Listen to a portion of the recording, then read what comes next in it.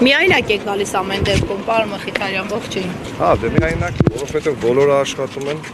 թող աշխատեն, շտաբերը աշխատում են, ընտրությունների ընթացքին ենք հետևում։ Այստեղ 38, մոտարպես 40 ընտրող է մինչ այս պահը մոտեցել, դա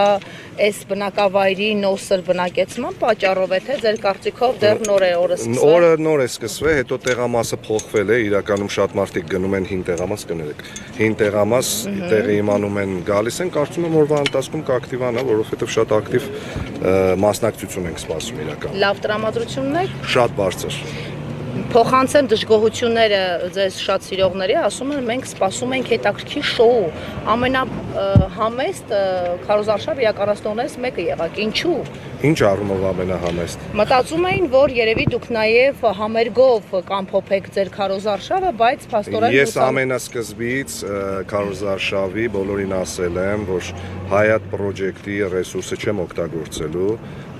որովհետև ես չեմ ուզում առավելություն ստանամ երիտասարդների դաշտում, որը այսպես թե այնպես ունեմ։ Ասում են, որ ձեր ընտրողը իդեպ մինչև 35-ն է, եւ դուք գողացել եք հենց այդ սեգմենտին, որը ամենապասիվ ընտրողն է բոլոր ընտրական գործընթացներում։ Համաձայն եք։ Ես չեմ գողացել, ես հալալ քրտինկով վաստակել եմ։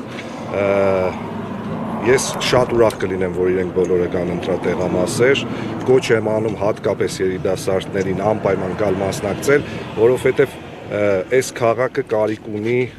իրոք երիտասարդանալու ու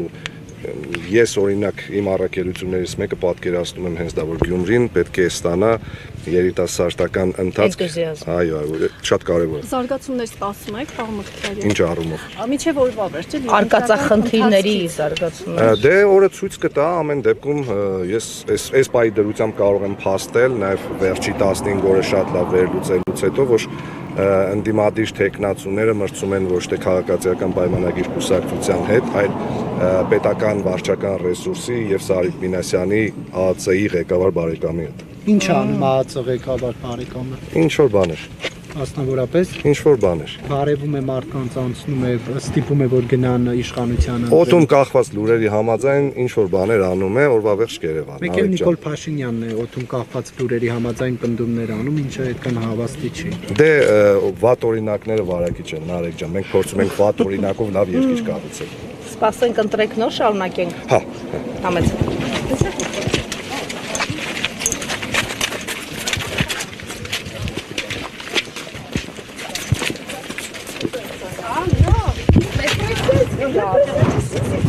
Ընտրել, հանուն ինչի է